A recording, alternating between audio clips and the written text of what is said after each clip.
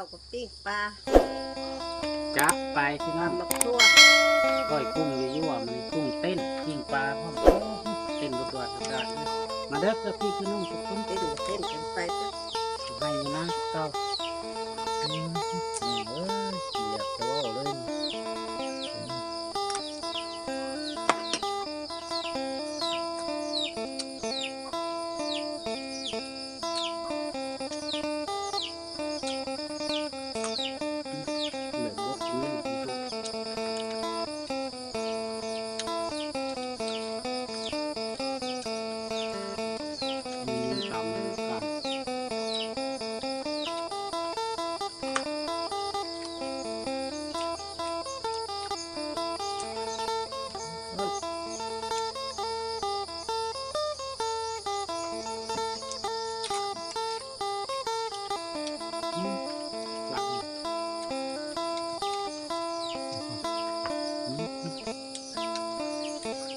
พริกหยวก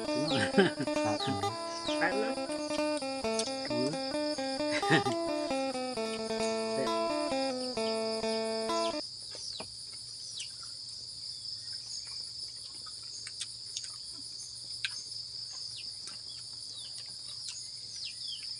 เต้นปิ้งกันไหมบืนขึ้นมาทั้งลุ่มครับคู่ได้วันมัน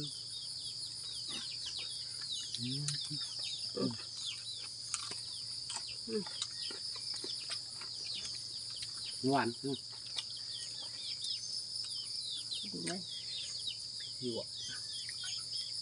คือซุปกว่านี้คือหวานนั่นทุกข์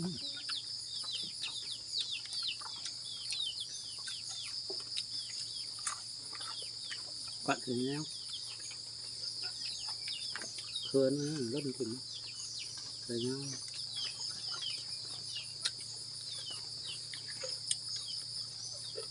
จะถึงนะเต็มงวมๆเลย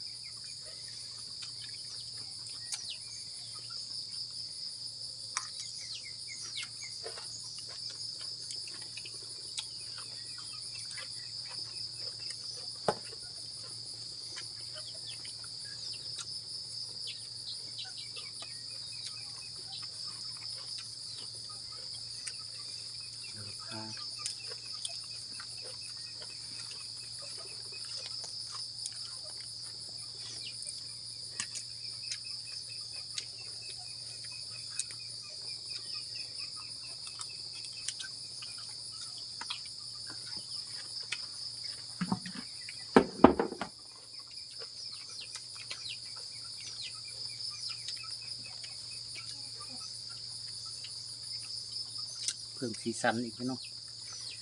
มันเต้นไปนี่เป็นตะครับโอ้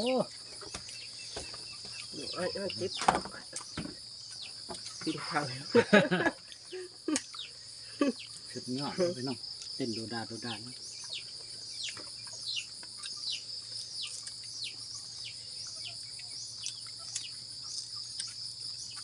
แบบไล่สดเอาพี่เนาะ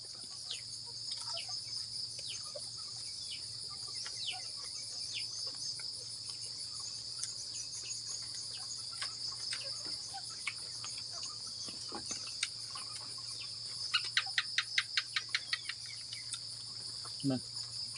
ลองแบบบกลองมึงใช่ไหมมันกระโบว่าหอม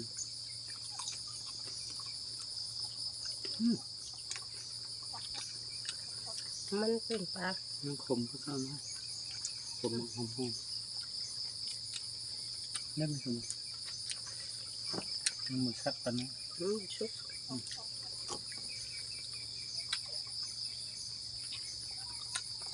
เต้นโดดาเนาะ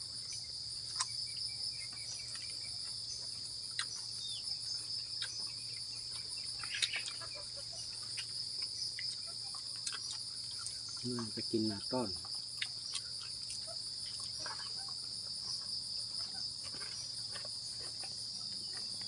มันข้าวนั่นนะเห็นมั้งนี่ไปส่วนพริกเข้าฮะส่วนมะพริกเข้า ปล่อยเล่นน้องสิจับคันเลย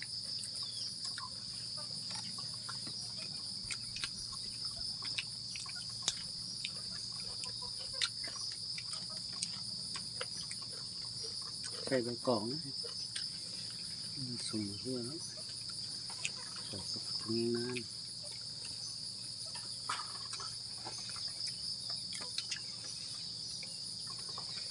ยุบเข้าไปลูก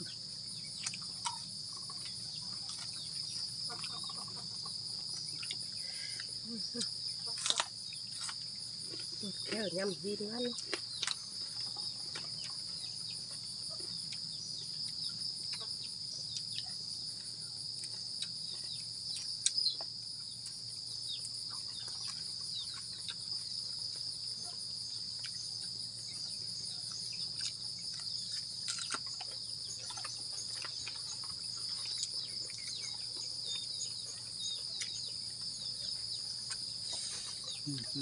กอดอีกเนาะ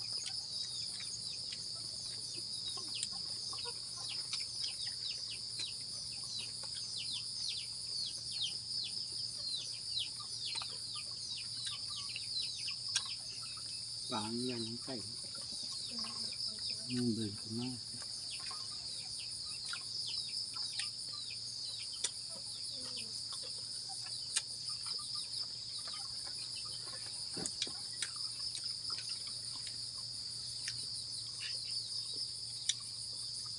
เราจะเปิดกระโปรงนี่ตายก่อนไม่ได้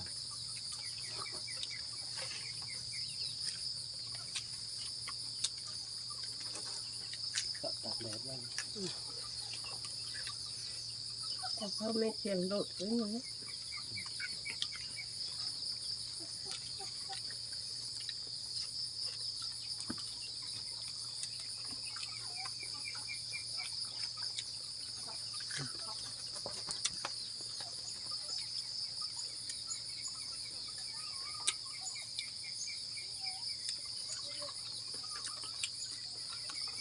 ไว้เก็บตามกระตุก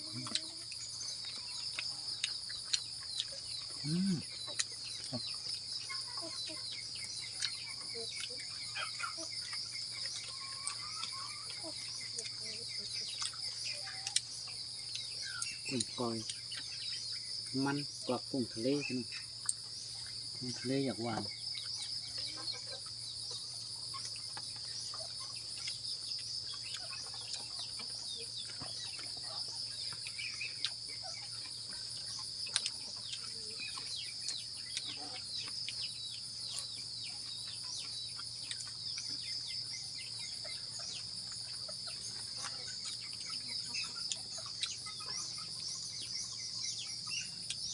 แค่กำลัง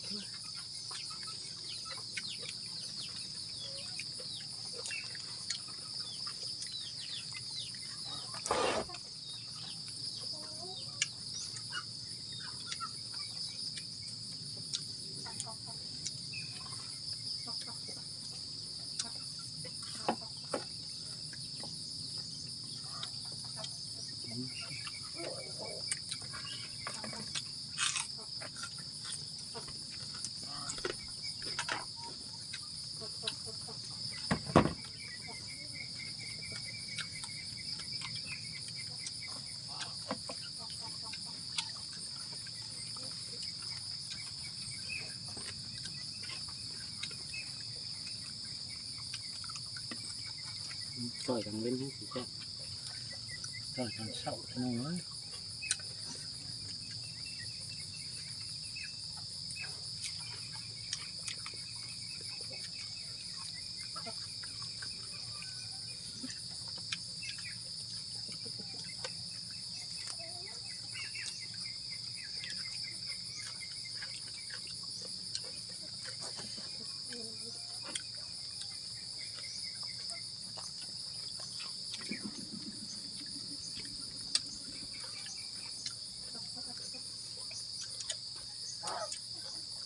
ใช่ไหม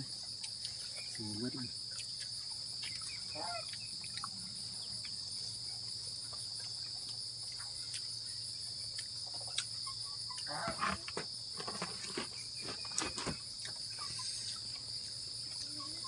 กินตอนเที่ยง